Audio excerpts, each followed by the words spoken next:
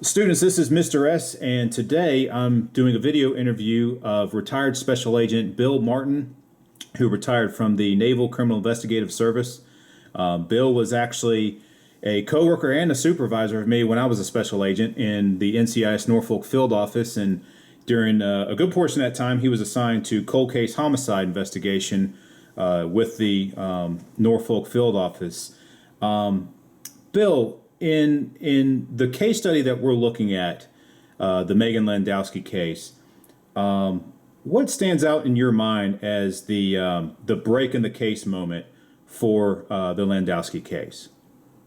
Well, first of all, it's good to see you again, Ryan. Good to talk to you again after all these years. You as well. The case was a very interesting case. I joined it late. It was about 2 months after the murder happened that I was brought into the case. A couple of reasons. The lead investigator from NCIS went on maternity leave, and the special agent in charge thought that working in cold case homicide, the case was a couple of months old, that some of the skills and the methodology we used might be advantageous to the investigation and help out. The big break came in the investigation really because, first of all, there were so many false leads. It started out with the Hickey investigation and the sexual assault that was reported by Megan Landowski, and he became obviously a prime suspect. That didn't turn out to be the case, and Hickey was not guilty, at least of this crime. And then a number of other investigation leads that kind of went down dead holes, and a lot of different friends and close acquaintances of Megan. The real break in the case came when we stopped looking at the immediate group of acquaintances for Megan, her family, her school friends, and those people at the dance academy and things that she did. And we started to expand the area of people that we were looking at, the people that weren't such close acquaintances, but maybe a little bit more people that she would bump into every once in a while, and people that weren't quite as closely related to her. That eventually led to Barnes. Yeah, and I recall there was actually a bus driver that came forward at one point that provided some information that was one of the breaking moments in the case. Did that bus driver come forward because of any particular notice that was put out by police or something that they started to look outside that bubble of her immediate associates? Yeah, exactly. Megan had in the southeastern Virginia area, the Tidewater area is commonly called, around Norfolk, Virginia. The schools partner with each other. They have what they call satellite schools. So if you have a specialty, a special skill, a special gift that maybe your school doesn't offer, you can actually travel to another school, another high school, where maybe they have a better program for those type of studies. Some of it is the fine arts, some of it is technology, and all those different type of skills and specialties. Megan was very talented dancer and went to Churchland High School on a satellite type of program to study her fine arts there, the dancing. That's where she met Barnes, who was supposedly a violinist prodigy, a very gifted young man musically. That led us, when we started looking for a little wider group of acquaintances, we went and they started interviewing classmates, we started interviewing teachers, and one of the people that was interviewed were also the bus drivers that made that route that picked up Megan to take her over to Churchland High School. Eventually it came back that there was some close friends of hers, and he identified Mr. Barnes as one of the people that she had at least somewhat of a relationship with, and that expressed some interest in her, and that brought their attention to the initial interview with him at that time.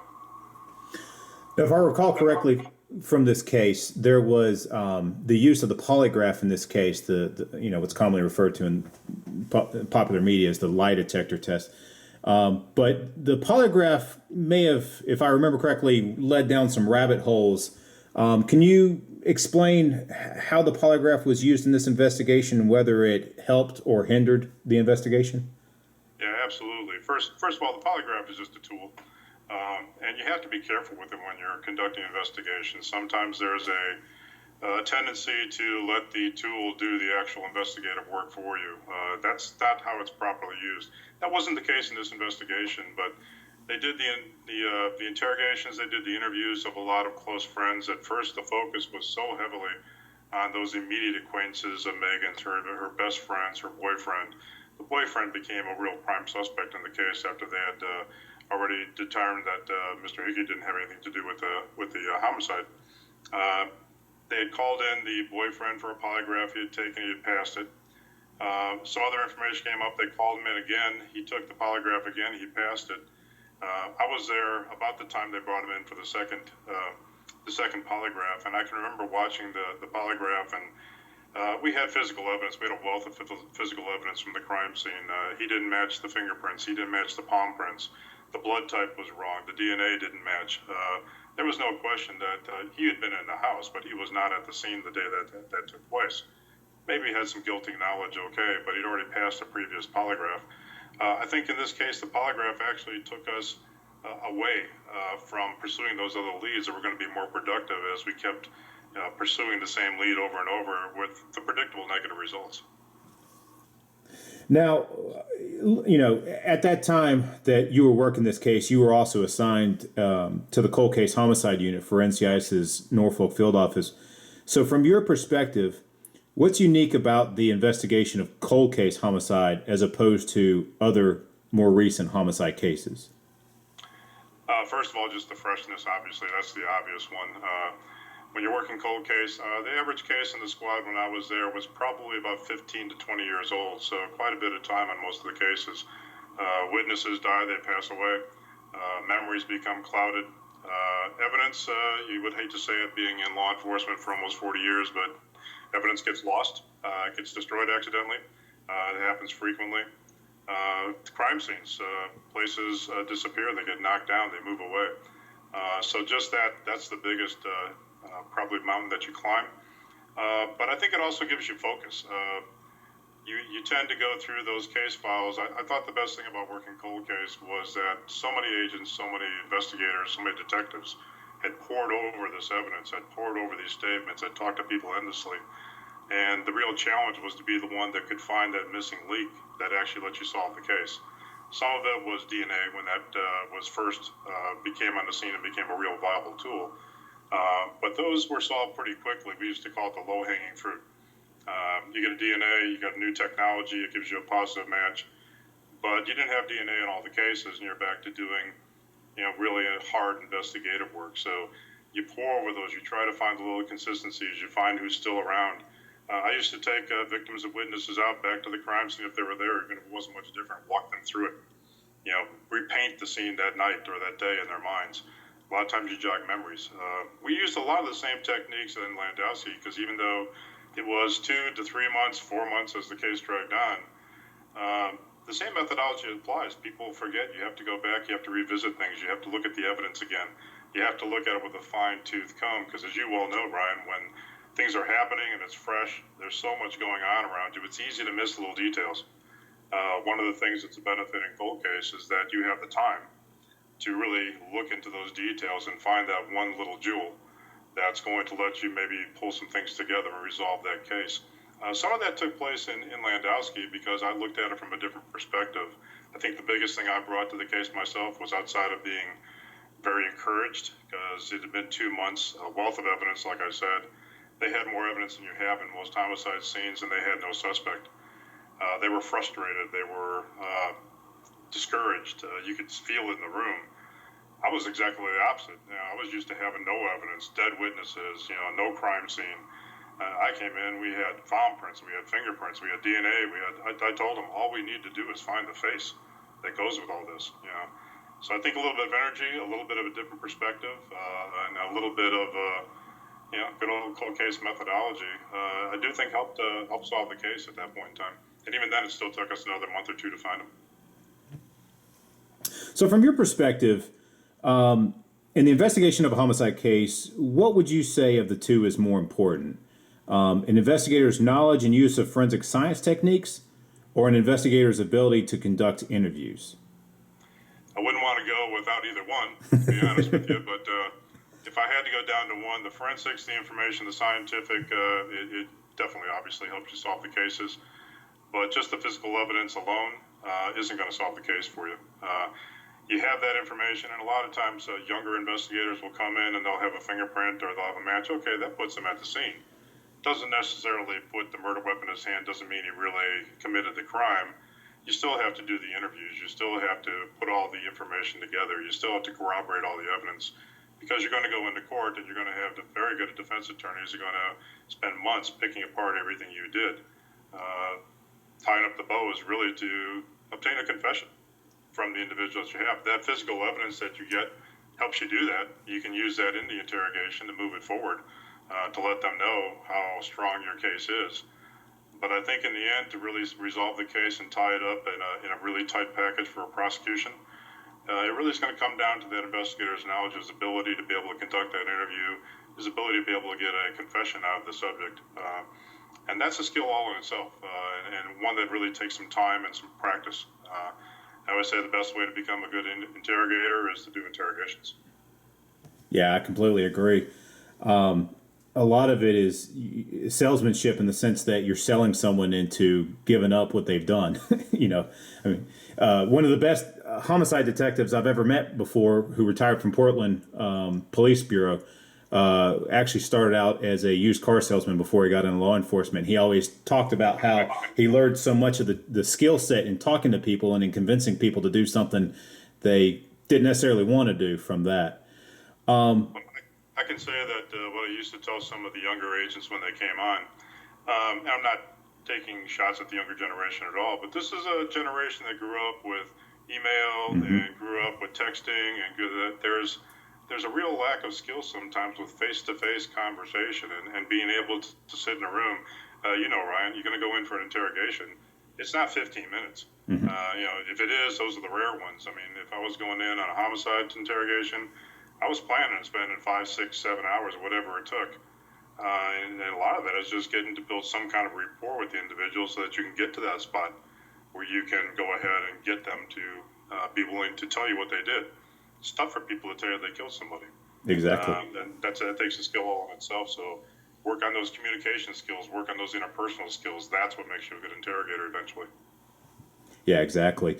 In addition to the Landowski case, is there another homicide case that stands out in your mind as a successful investigation based on solid investigative procedure? And if so, what kind of stands out in your mind about that case? The one case that I was heavily involved with that had just about every facet of criminal investigation that you could imagine was a homicide that took place in 1992 down in Charleston, South Carolina. It was a very sad story there. At the time, I was assigned to the NCIS office in Detroit, Michigan, and I got a call for some assistance. They had a young girl who ironically was from the Detroit area, but was living down in Charleston, South Carolina, with her fiance's family. Her name was Melissa McLaughlin. Melissa was out, had a argument with her boyfriend one night at a bar in 1992, and had left in a very enraged state. As luck would have it, 3 active duty sailors from one of the ships at Charleston Naval Station was open at that time, from one of the ships at the naval station, were driving by. They had been watching some pornographic films earlier in the evening, interracial type of films. They had been drinking, got themselves worked up into a frenzy, and according to the confession I got from one of the co-suspects in Detroit Police Department late one night, they had decided they were going to go out and they were going to get revenge for 400 years of oppression of the black race by the white people. They were going to kidnap a white girl and rape her. And they did. They invited Melissa into the car. She got in, probably the worst decision she made. And they drove her back to the trailer park.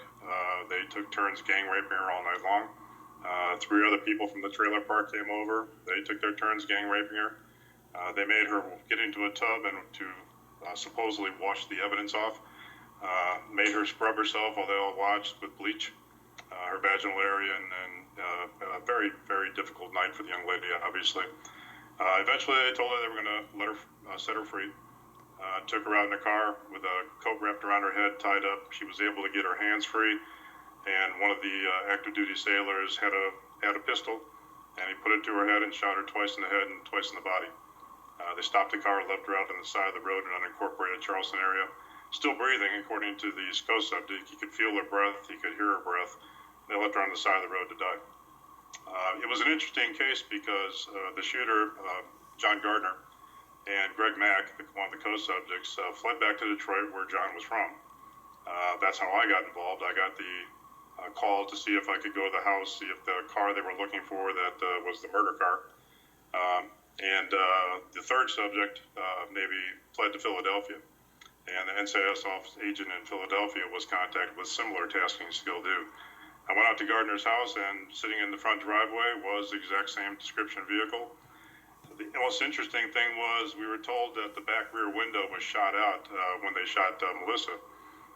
It was January, it was cold in Detroit, and the rear window looked like it was rolled down. We later found out it was shot out. Got a search warrant. We went into the house, searched the house, found all kinds of evidence.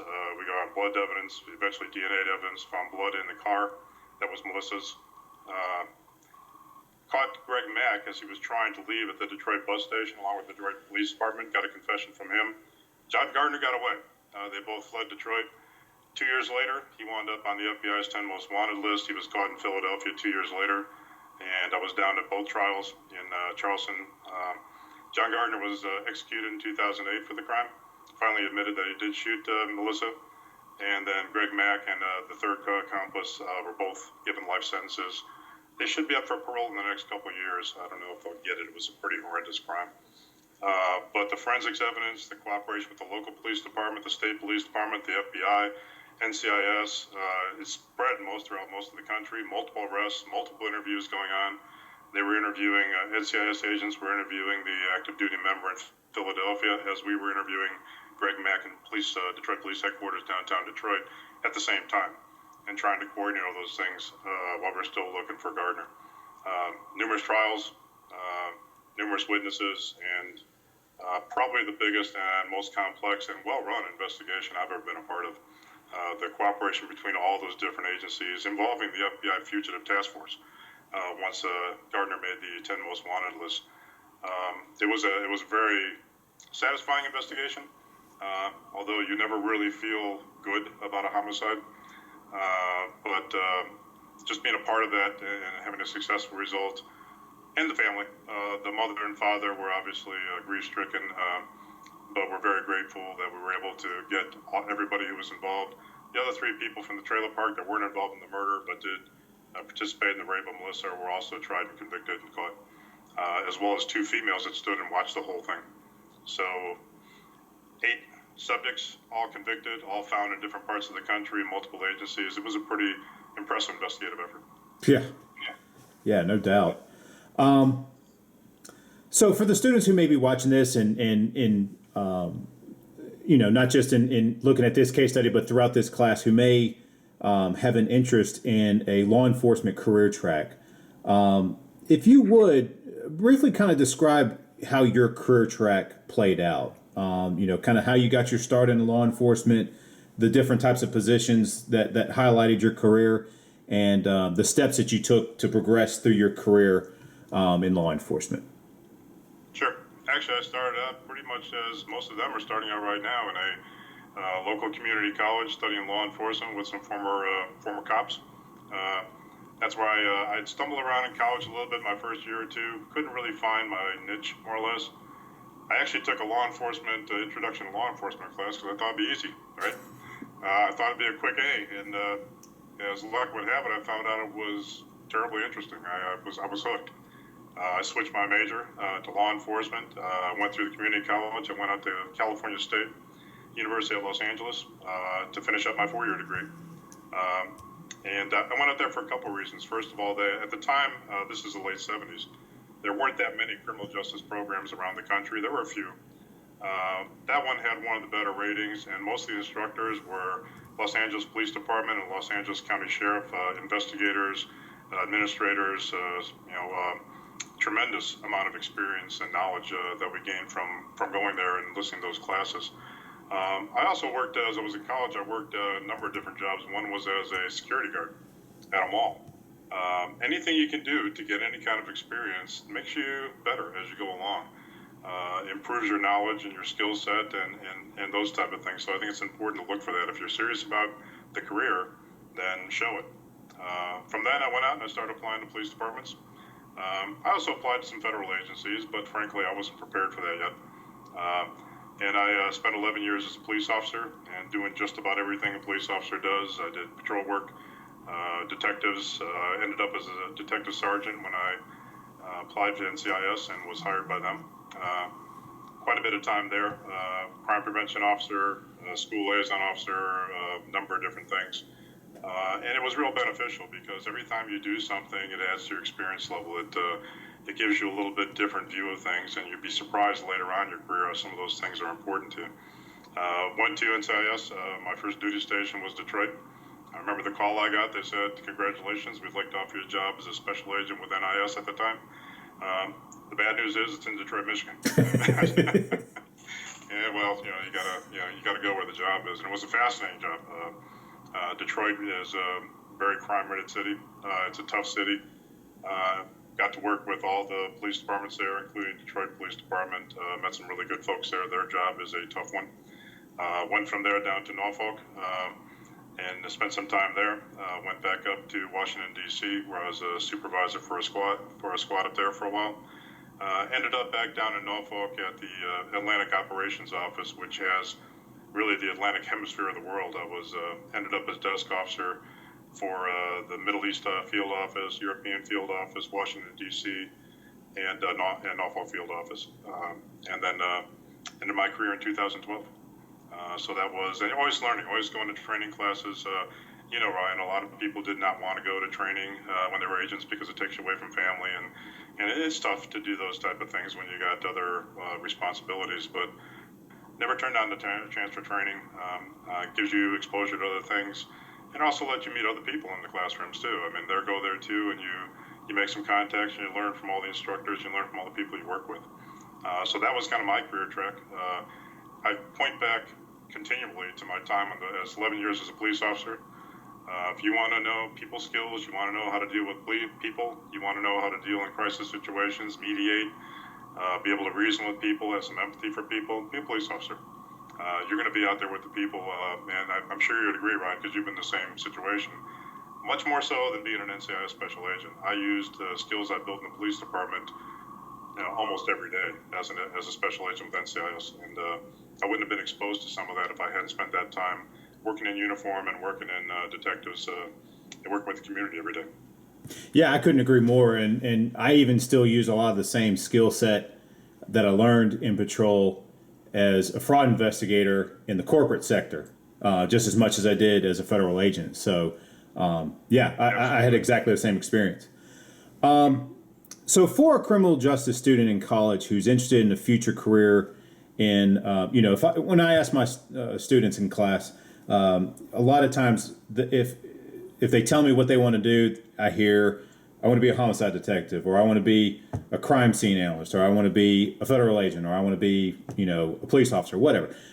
I do get a lot that say they want to do homicide investigation. So if someone, as a criminal justice student, has in their mind set that they eventually want to go down the track to become a homicide investigator in one form or another, what would you recommend from your experience in pursuing that career path in law enforcement? Well, first of all, be careful what you ask for; you might get it. Yeah. But all joking aside, that is the premier in criminal investigation. Being a homicide investigator is it's the big leagues. It's usually the cream of the crop rise to be doing those. I'm not patting myself on the back. That goes for all the people I work with, because it is one of the most difficult. It's definitely the most important.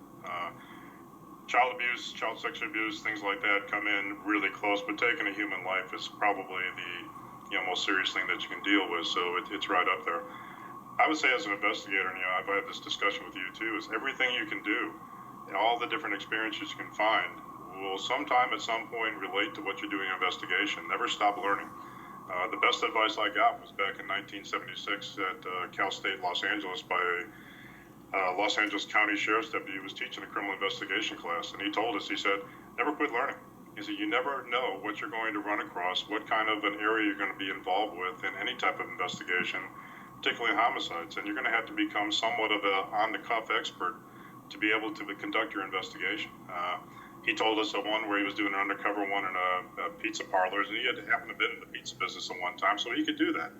I did an investigation I told you about, a fraud investigation that involved faulty equipment provided to the Navy, and it had to do with the heat treatment of metal and insufficient gears that were being provided to the Navy.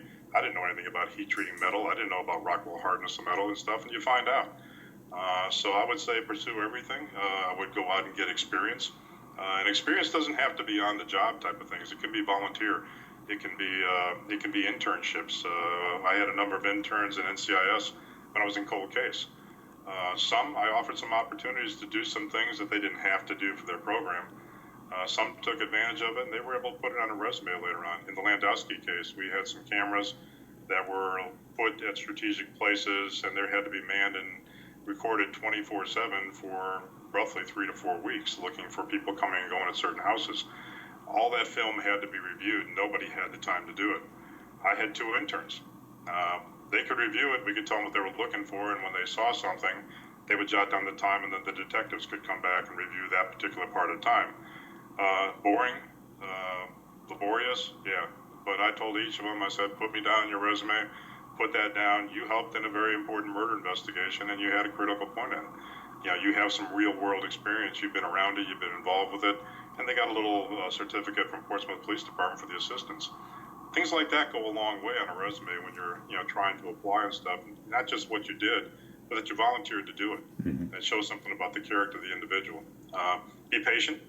I had one individual, and I did hundreds of screening boards. I was chairman for at NCIS. Saw a lot of agent applicants come through. At the board was over, we'd sit and we'd discuss it. And one of the questions we asked is, so what does this lady or what does this gentleman bring to the table? Okay, they got a degree, maybe they've got some experience, but what do they bring to the table? What do they bring that way character-wise? What do they bring that way work ethic-wise? What's their career path like? Were they willing to pay their dues to get somewhere they didn't expect to? All those factors came into the discussion. So if I would pass on the best thing to you, I would say get as much experience as you can. Don't be afraid of hard work. Volunteer if need be. Take advantage of your opportunities, and be patient and earn your dues. One agent came up to me at NCIS one time right before I retired, and he wanted to know, he was brand new, just out of the academy, on for about 2 or 3 months, and he wanted to know how he could be a supervisor.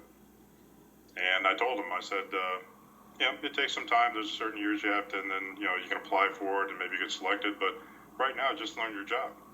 Learn how to investigate, learn how to do your job. His response to me was, well, I don't think you have to know how to do your job, know how to supervise it. Yeah, which was my exact reaction as well. You've got a lot of learning to do. And I bet he eventually became a supervisor. He was just a very young and inexperienced person, and I didn't take any offense at it, but learn. It's a skill. To conduct good homicide investigations, there's a lot of moving parts.